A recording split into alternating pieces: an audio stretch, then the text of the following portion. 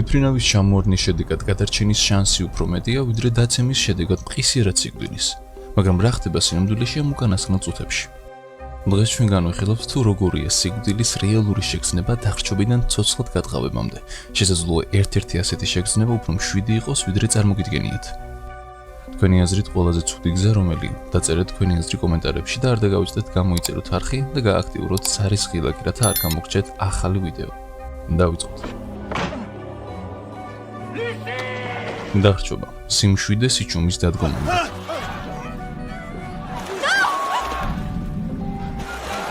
წყალს არ ყლაპავ მაშინვე, ჯერ კიდევ პანიკა, კიდურების უმისამართოდ ქნევა, სასოწარკვეთილის სუნთქვის შეკავება. მაგრამ მერე სხეული საკუთარ თავზე იღებს კონტროლს. ის გაიძულებს ჩაისუნთქო და სწორედ მაშინ ივსება ფილტვები მარილიანი წყლით. ფილტვებში განიცდი წვას, იწყებ დახრჩობას, მაგრამ უცნაურად, რამდენიმე წამში ტკივილს ცვლის სიმშვიდე. როდესაც ჟანგბადი ქრება, ტვინი გამოყოფს ქიმიურ ნისლს, თითქოს ყველაფერი კარგადაა და შეგიძლია მოდუნდა. შესაძლოა შენი ბოლო განცდა შიში კი არ იყოს, არამედ სიმშვიდე. დახრჩობა ბრძოლით არ მთავრდება, ის ბოლო წამებში სიმშვიდეს გვრის. დაცემა დიდი სიმაღლიდან, გაწელილი დრო.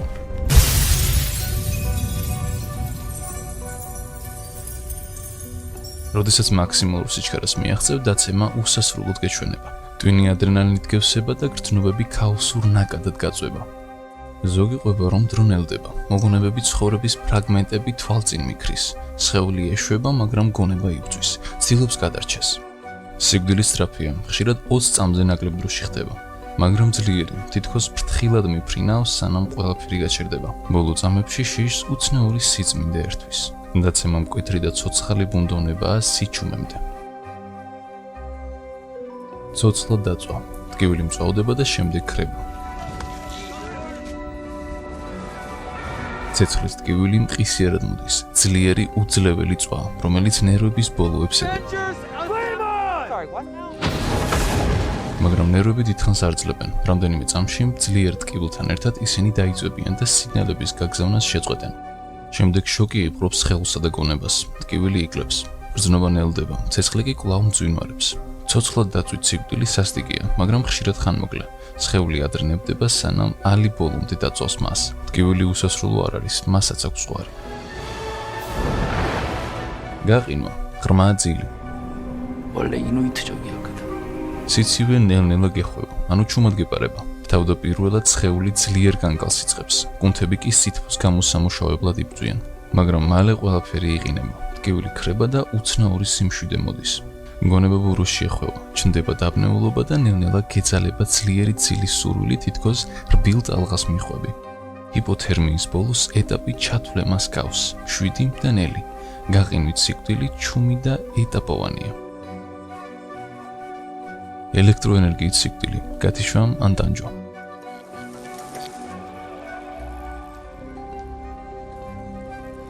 ელექტროშოკი უეცრად გესხმის თავს, როგორც ძლიერი უხეში დარტყმა, მაგრამ ყველაფერი დამოკიდებულია ძაბოზე. მაღალძაბვიანმა დარტყმამ შეიძლება გული მყისიერად გაგიჩეროს მანამ, სანამ ტკივილს იგრძნო. ხოლო დაბალძაბვიანმა შეიძლება წვის, კუნთების სპაზმის და გაქვეობის განცდა მოგცეს, ისეთი, რომ თითქოს სხეულიდან ვერასდროს გამოხვალ. ელექტროობა ნერვულ სისტემაში შედის და შიგნიდან გწვავს. თუ მაშინ ვერ დაიღუპეთ, ტკივილი გაუსაძლისი. ელექტროობა მეორე შანსს აღარ გაძლევს, თუ ძაბვა მაღალია. გილიოტინა, გონება ჯერ კიდევ მუშაობს.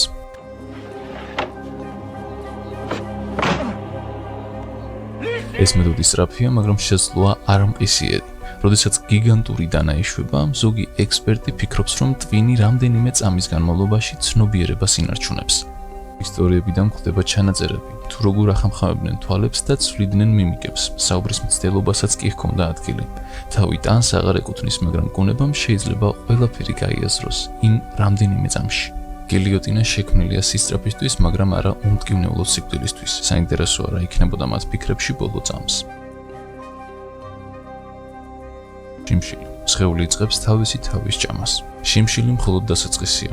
რამდენიმე დღეში საკვების გარეშე სხეული იწყებს საკუთარი თავის დაშლას, კუნთებს, ორგანოებს და ბოლოს ტვინსაც კი ანადგურებს, რომ გადარჩეს. ამას მოჰყვება დაბნეულობა, ბურუსი და ჰალუცინაციები. მოძრაობაც კი შეუძლებელი ხდება. დრო უსასრულოდ იძელება. სიკვდილი კი მოდის გულ-სისხლძარღვთა შეტევით ან იმპაქტით. შიმშილი ნელია და შინაგან გრევას იწვევს. ეს მხოლოდ ტკივნეული არაა, ეს არის სასოწარკვეთა. მოწამლა, სხეული თავის თავს ებრძვის.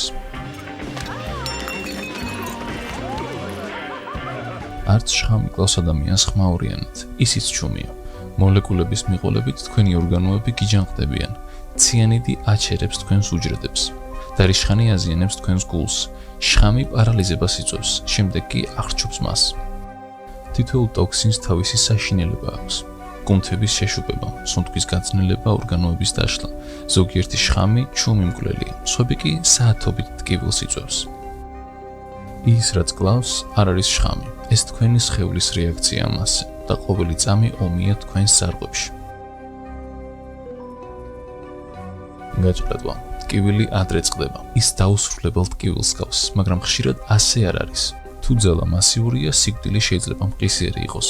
თავის ქალა, ხერხემალიან ორგანოები იმაზე სწრაფად ნადგურდება, ვიდრე ტვინი აღიქოს მას. და თუ ეს ნელა ხდება, მაშინ იწყება შოკი, რაც უეცრად ამცირებს გრძნობის უნარს. სისხლის მიმოქცევა წყდება, სუნთქვა შეუძლებელი ხდება. ცნობიერება სწრაფად ქრება, სრულ კოლაფსამდე დიდი ხნით ადრე. თქვენ გრძნობთ ზეწოლას, მაგრამ არა დიდხანს. ზოგჯერ წონა კლავს უფრო სწრაფად, ვიდრე შიში. რადიაცია, დაგვიანებული სიკვდილი. The control rod and fuel channel caps, which each weigh 350 kilograms, are jumping up and down. In the instant თავიდან რადიაციას ვერ გრძნობ, მაგრამ ეს ხაფანგია. შეიძლება იფიქროთ, რომ კარგად ხართ, მაგრამ შინაგანად თქვენი უჯრედები დაშლას იწყებს. გულისრევის განცდა რამდენიმე საათში გეწყებათ. შემდეგ ღებინება, დამწრობა, ორგანოების უკმარისობა. თქვენი დნმ იშლება მანამ სანამ თქვენი სხეული მის აღდგენას ცდილობს. დღეები გადის სიკვდილის დადგომამდე და თქვენ ყოველ საათს გრძნობთ. ის უხილავი, შეუჩერებელი და ნელია. რადიაცია ჩუმად კლავს, მაგრამ არასდროს ნაზად. ჰაერის უკმარისობა ცეცხლს გავს. თავდაპირველად CO2-ის დაგროვება პანიკას იწვევს. კუნთები უხილავ ჯაჭვებს ეჯახება. ხედულობის გაძნელება, ყურებში ხმაური და მკერდის ძვლის უკან გამანადგურებელი წნევა იმატებს. 90 მტანჯველი წამის განმავლობაში თქვენი ტვინი იწყებს აგონიურ ოხრას. ცნობიერება ნელ-ნელა იკარგება. ორგანოების უკმარისობა გეწყება. სტატისტიკა აჩვენებს, რომ ხაფანგში მოქცეული მსხვერპლის უმეტესობა კოორდინაციას კარგავს სულ რაღაც 2 წუთის სუნთქვის უკმარისობის შემდეგ. დახრჩობის განცდა ან მოულოდნელად მთავრდება, როდესაც ჟანგბადი ჩერდება ან ტანჯვით მთავრდება. მაშინ თუ ჰაერის ნაკადები მაინც აღწევს ტვინამდე. ივარჯიშეთ კონტროლირებულ სუნთქვაში და დაიმახსოვრეთ გაქცევის გზები. სიმშვიდე ძვირფას წამებს გვაძლევს. აფეთქება. სიკვდილი მანამ, სანამ ამას გაიაზრე.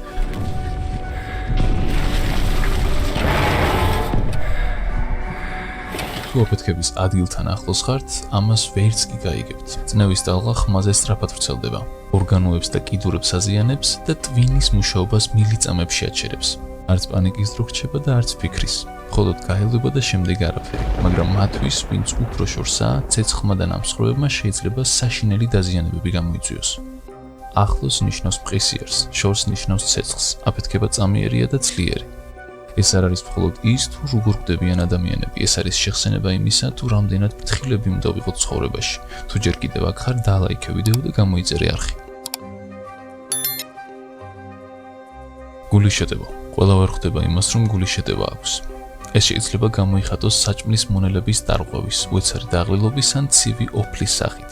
დაბნეულობა ხშირად მიიღბავს გამაფრთხილებელ ნიშნებს. ყოველი წუთი მნიშვნელოვანია, მაგრამ ბევრი საფრთხეს მანამ ვერ ამჩნევს, სანამ ძალიან გვიან არ არის. სამედიცინო ექსპერტები ამბობენ, რომ ადრეული ინფორმირება და სწრაფი მოქმედება სიცოცხლეს გადაარჩენს. არ მიეღუროთ სხეულისგან წამოსული უჩვეულო სიგნალები. ამაში დაწლოა სიცოცხლე შეგინარჩუნოთ. უეცარი სიკვდილისგან განსხვავებით, დაავადებები ნაადრევი მცირე ნიშნებით იჩენს თავს. კიბო, ამიოტროფული სკლეროზი და დეგენერაციული დაავადებები ნელ-ნელა განადგურებენ. უჯრედიდან უჯრედამდე, დღითი დღე. ტკივილის მართვა შესაძლებელია, მაგრამ ღირსებისა და მეხსიერების დაკარგვამ შეიძლება უფრო მძიმე დარტყმა მიაყენოს ადამიანს. საქმე მხოლოდ სხეულის უკმარისობაში არ არის. საქმე იდენტობის დაშლაშია. სიკვდილი ყოველთვის წამიერი არ არის. ეს შეიძლება იყოს ხანგრძლივი. სიბერე. ამ შემთხვევაში ბოლო წამები ბევრად გრძელია. უბრალოდ დრო ნელდება, სხეული იღლება. ორგანოები ცვდება და ძილი ღრმავდება. ბევრისთვის ეს არ არის მტკივნეული და მხოლოდ განშორება. დღეები ბუნდოვანია, საუბრები მოკლდება, ფიქრებიც კი ექოსავით იგრძნობა. მეცნიერები ამას ჰომეოსტაზურ დრიფტს უწოდებენ. უჯრედები ერთმანეთის მიღოლებით ნებდებიან. ასაკობრივი სიკვდილი იშვიათად არის ხმამაღალი. ეს ჩუმი პროცესია. ტრაგიკული არ არის, უბრალოდ დავასრულე. ეს არ არის ტრაგედია, ეს უბრალოდ დასასრულია. ტყვიით დაჭრა. მნიშვნელობა აქვს სად.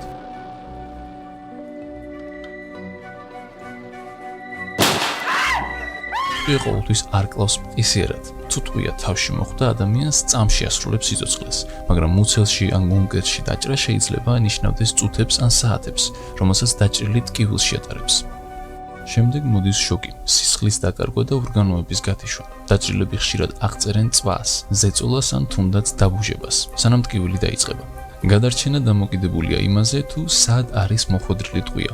რამდენად სწრაფად ხდება დახმარების გაწევა და ცოტაც იღბალზეა დამოკიდებული. ზოგი ტყვია ჩუმია, ზოგი ხმამაღალი. ამ შემთხვევაში ყველაზე მნიშვნელოვანი კითხვაა, თუ სად არის ადამიანი დაჭრილი. სუიციდი. იშვიათად ისეთი, როგორცაც ელიან ხოლმე. მათგან, ვინც სუიციდს გადაურჩა, ბევრი იმას ამბობს, რომ ძლიერი სირცხვილის განცდა ჰქონდათ იმ წამსვე, როგორც კი ნაბიჯი გადადგეს. ვარდნა, იარაღის სასხლეთზე თითის გამოკვლა, აფების მიღება, არც ერთს არ მოახშვება. ხოლო ჩიში და პანიკა. უმეტეს შემთხვევაში მცდელობები კრახით მთავრდება და ბოლო წამში ტვინი სიცოცხლეს ითხოვს. სუიციდის მიზეზი ხშირად მხოლოდ ტკივილის გაჩერების სურვილია. ისაუბრე, მიმართე ვინმეს, გადარჩენა შესაძლებელია და ეს ამათ ნამდვილად ღირს. სასიკვდილო ინექცია, სტერილური, მაგრამ არა მშვიდობიანი.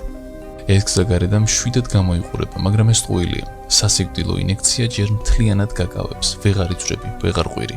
შემდეგ მოდის ძლიერი წვა. ქიმიკატები მიედინება ვენებში, აჩერებს კულს და თიშავს ტვინს. ზოგი ექსპერტი ამბობს, რომ პატიმრები ყველაფერს გრძნობენ, უბრალოდ ვერ ამჟღავნებენ.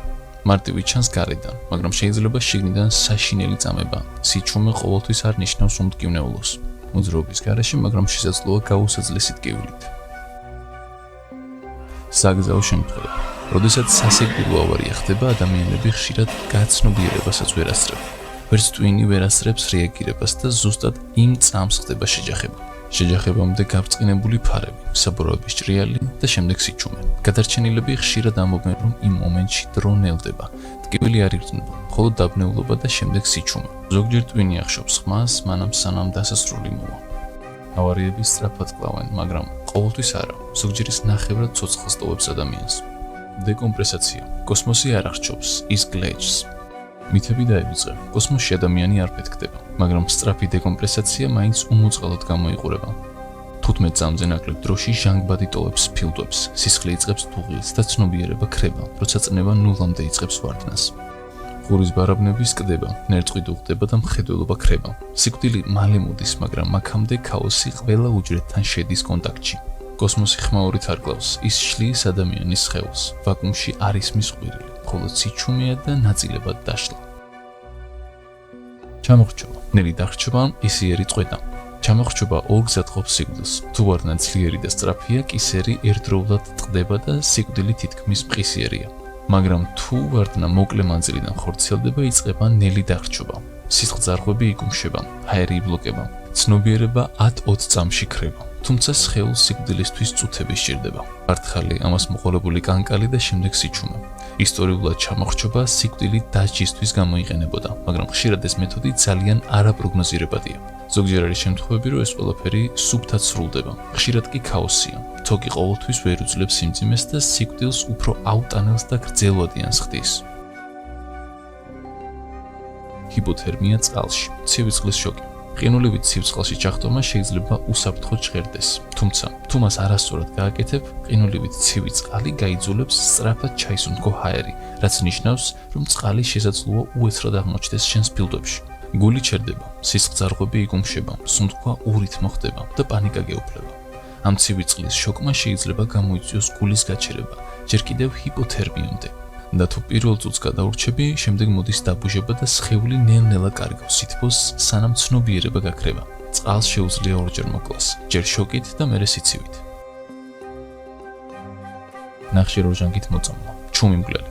ნახშირორჟანგი უხილავია, უსუნო და ძალიან საშიში. ის კავშირს ამყარებს ჰემოგლობინთან, რაც ნიშნავს იმას, რომ შენთვის შეუმჩნევლად შენს სხეულს აკლდება ჟანგბადი, მიუხედავად იმისა, რომ ჩვეულებრივად აგრძელებს სუნთქვას. თავდაპირველი სიმპტომებია თავის ტკივილი და თავბრუსხვევა, რაც ხშირად ჩვეულებრივ გრიპს გავს. მოწამვლის პროცესის დროს დაბნეულობა, გონების დაკარგვა და უმოქმედობა სწრაფად ვითარდება. სიკვდილი შეიძლება ჩუმად მოვიდეს, მაგალითად 7 ძილში, ყოველგვარი ტკივილის გარეშე. ეს არაა ჰაერი, რომელსაც შენს უნდქავ, ესაა ის, რაც შენს სხეულს ნელ-ნელა კლავს. ნახშირ ჟანგი კლავს ნაზად, მაგრამ გაუცნობიერებლად. ეს ჩუმი მტერი ხშირად შეუმჩნევლად იწყებს მოქმედებას, ამიტომ ყურადღება და სიფრთხილეა საჭირო. პატარა გაფრთხილება შეიძლება სიცოცხლის ბოლო შანსი იყოს. ახლა წარმოიდგინე, რომ მოქცეული ხარ ტონობით თოვლის ქვეშ. შენი მთავარი მტერია სხეულის შეკუმშვა და დიდი წნევა. თოვლი მჭიდროდ გეკრობა სხეულზე. ჰაერის გადაადგილებას თითქმის შეუძლებელს ხდის და გულმკერდს ძლიერად გიწოვს, რის გამოც სუნთქვა გიჭირს. ცივ-ჩხლეტას და ტკივილს გრძნობ, მაგრამ ის მაინც ვერ აქრობს შიშის და პანიკის განცდას. 15 წუთის შემდეგ გადარჩენის შანსი მკვეთრად მცირდება. იმედი სწრაფად იყინება, როგორც სხეულის ყველა ნაწილი. თოვლის მორევი ფარავს როგორც იმედს, ისე სხეულს. ამ საშიშ მდგომარეობაში გადარჩენა ხშირად წამებზეა დამოკიდებული. თითოეული წამი დიდი მნიშვნელობის მქონეა. დეჰიდრატაცია, შინაგანი სიმშრალე.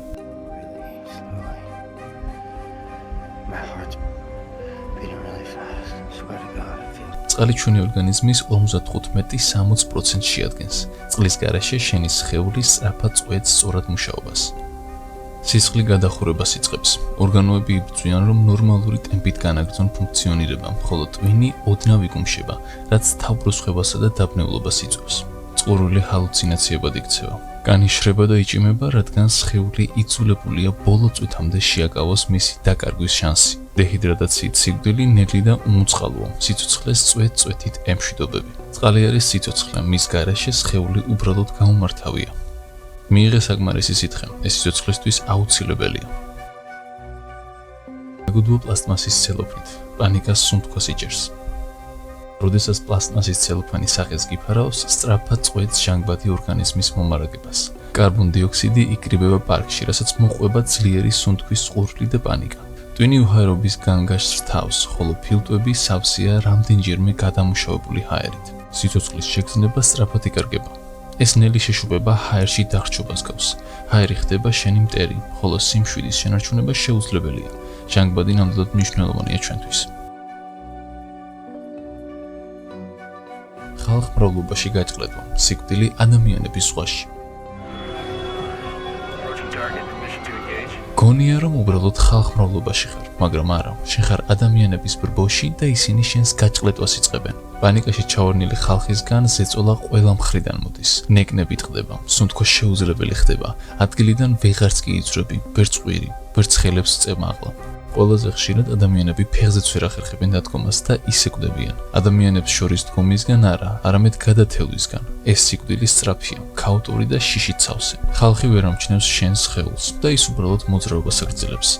ყოველთვის დაიმახსოვრე გასასვლელები სად არის, როცა ხალხმრავლობაში მოყვები. სისხლის დაკარგვა ისეთია თითქოს შიგნიდან ნელ-ნელა ქრები. პირველი თავბრუსხვევა მოდის, შემდეგ ცივი ოფლი და კანკალი. როცა წნევა ეცემა, ხედვა გიბნელდება, მსმენა ქრება და სამყარო შორეული ხდება. ბოლოს გონებას კარგავ და თუ სისხლდენა არ გაჩერდება, მაშინ გული შეწყვეტს მოქმედებას. ეს სიკვდილით შეიძლება ითქვას, რომ 7-ია. კვამლის ჩასუნთქვა. ცეცხლზე ადრე შენს სხეულს კვამლი ედება. სუპერ გახურებული ჰაერისა და შხამიანი აირების ჩასუნთქვა წვავს ფილტვებს და ავსებს მათ მუქი ჭვარტლით. კარბონ-მონოქსიდი გონებას სწრაფად გიკარგავს. ბევრი ადამიანი ხანძრის დროს არა დამწრობით, არამედ უბრალოდ სუნთქვით კვდება. ოთახი შეიძლება მშვიდად გამოიყურებოდეს, სანამ არ წაიქცევი. ცეცხლი არ გაკიდება, ის შენს ფილტვებში აღწევს კვამლის დახმარებით. პირი დაიფარე რამით, რაც კვამლს გაფილტრავს და დაბლა იხოხე. კვამლი ყოველთვის მაღლა ადის. შიდა თავის მოკვეთა, როცა თავის სხეულზეა. თავი ადგილს არ იცვლის, მაგრამ ხერხემალი ტოვებს სხეულს. შიდა თავის მოკვეთა მაშინ ხდება, როცა თავის და ხერხემლის დამაკავშირებელი მყესები წყდება. ეს იშვიათი, მაგრამ ბრუტალური შემთხვევაა. დაზარალებული შეიძლება რამდენიმე წამით გონზე დარჩეს, თუმცა ვერ გამოძრავდეს და ვეღარც ისუნთქოს. ტვინის ფუნქციონირება თითქმის მყისიერად ქრება, არც სისხლი, არც ყვირილი, მხოლოდ სიჩუმე და დაცემა. ორგანოების ამოცლა. ეს ხდება მხოლოდ ყველაზე საშინელ შემთხვევებში, არაკანონიერ შავ ბაზარზე ჩატარებულ ოპერაციებში. დაზარალებულს აძინებენ, მაგრამ სრულად არ იშავენ. პარალიტიკები პარალიზებას იწვევს და მოძრაობას ბლოკავს, მაგრამ გონება ფხიზლად რჩება. შეგიძლია იგრძნოს ეწოლა, გაიგო ინსტრუმენტების ხმა, შესძლოთ ტკივილიც. შეგრძნება გააქვს, რომ სხეულში გამოგედილი ხარ, როცა ორგანოებს თან და თან გართმევენ. ეს ფანტასტიკა არ არის, მსგავსი რამ მართლაც მომხდარა. მოგზაურობისას ყოველთვის შეატყობინე ვინმეს შენი მდებარეობა. შენი უსაფრთხოება ფასდაუდებელია. ცოცხლად გატყავება. კანი სხეულის ბუნებრივი ჯავშანია, როცა მას გაცლიან ნერვები დაუცველი რჩება. ცოცხლად გატყავებული ადამიანები აღწერენ, როგორც წვავთ ჰაერი, მაშინაც კი როცა არ ინძრევიან. სისხლის დანაკარგი ძლიერია, მაგრამ ტკივილი უარესი, მუდმივი მწველი და გამოუვალი. სიკვდილი დგება შოკისგან, ინფექციისგან ან სისხლის დაკარგვისგან, მაგრამ ეს იშვიათ შემთხვევაში ხდება სწრაფად. ყველაზე საშინელი ტკივილია ის, რომლიდანაც ვერ გარბიხარ.